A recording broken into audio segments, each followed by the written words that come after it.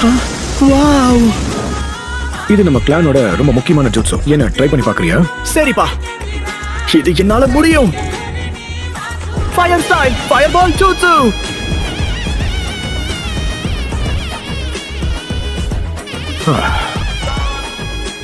அவசரப்படாத, இன்னும் நீ தயாராகல.